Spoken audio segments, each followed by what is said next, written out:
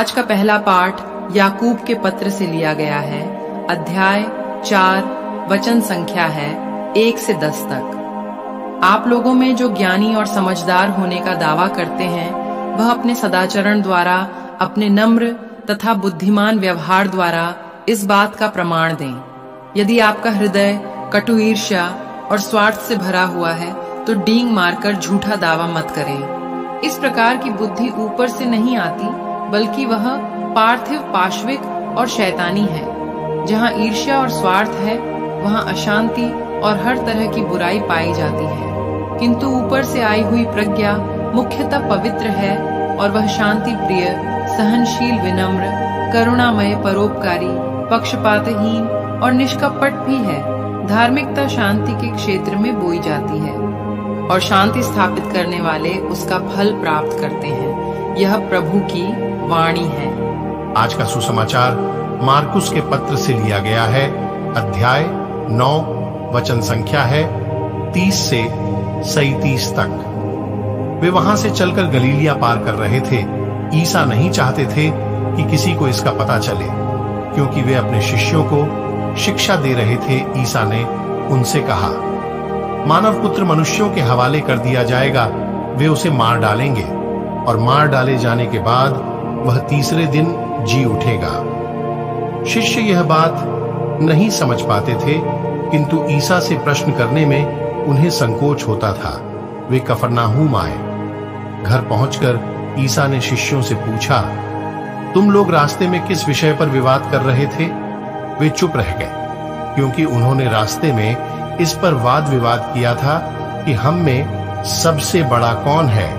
ईसा बैठ गए और 12 को बुलाकर उन्होंने उनसे कहा, जो पहला होना चाहता है वह सबसे पिछला और सबका सेवक बने।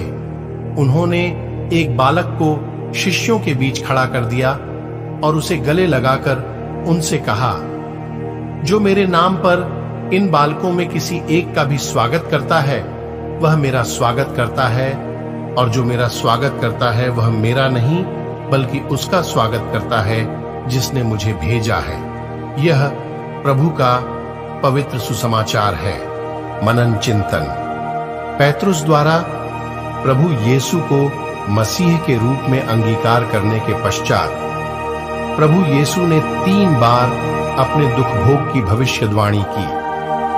उनके शिष्य उनके संदेश को समझने और स्वीकार करने में असमर्थ थे।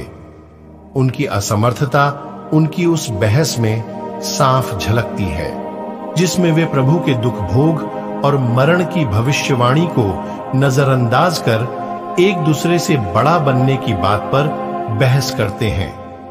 प्रभु यीशु बड़ी ही संजीदगी से उन्हें स्वर्ग राज्य के रिवाज और वहां की व्यवस्था के बारे में बतलाते हैं।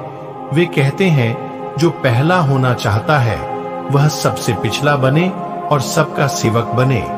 संत मत्ती के पत्र में प्रभु यीशु एक बालक को उनके बीच खड़ा करके कहते हैं, मैं तुम लोगों से यह कहता हूं, यदि तुम फिर छोटे बालकों जैसे नहीं बन जाओगे, तो स्वर्ग के राज्य में प्रवेश नहीं करोगे। नन्हे बालकों में वह क्या है जो उन्हें स्वर्ग राज्य में प्रवेश लायक बनाता है, तथा वयस्कों में वो क्या परिवर्तन आ जाता है जो उन्हें स्वर्ग राज्य से दूर करता है। सबसे पहली बात, पवित्रता और मासूमियत प्रभु को बेहद प्रिय है, जो बच्चों में भरपूरी से पाई जाती है, पर वयस्कों से नदारद हो जाती है। बच्चों में स्वार्थ तो होता है, पर अहंकार नहीं होता। दूसरों का नुकसान कर खुद को लाभ पहुंचाना, मनमुटाव रखना, खुद को दूसरों से श्रेष्ठ बनाने की होड़ आदि बच्चों में नहीं होती। पर वो जैसे जैसे बड़ा होता जाता है, ये सारी चीजें उनसे दूर हो जाती हैं। आसान भाषा में कहें तो बच्चों में स्वार्गिक गुणों की भरमार होती है, जबकि बड़ों में सांसारिक गुणों की। प्रभु यीशु अपने अनुयायियों से कहते हैं कि स्वर्ग राज्य में प्रवेश करने के लिए हमें फिर से बच्चों जैसा मनोभाव अपनाना होगा। मेरे प्यारे विश्वासी भाई बहनों, आइए हम अपने आप को इतना छोटा बनाने की कोशिश करें कि हम प्रभु के सामने और उनके राज्य में बड़े बनाए जा सके। आइए हम सभी आज के वचन पर मनन चिंतन करें। आप सभी को परमेश्वर आशीष तथा शांति प्रदान करे। आमीन। प्रार्थना।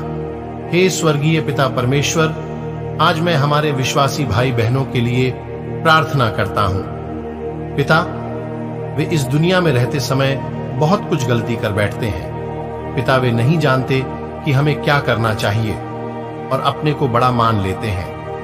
पिता, आप उन पर दया कर और उन्हें क्षमा कर और उन्हें बुद्धि प्रदान कर, ताकि वे जीवन को समझ सके और वे अपने आप को आपके कहे अनुसार छोटा बना सके। मैं आपसे प्रार्थना करता हूं। आमीन। आइए हम सभी यीशु की आगमन की घोषणा करें। हे प्रभु, हम तेरी मृत्यु और पुनरुत्थान की घोषणा तेरे आगमन तक करते रहेंगे।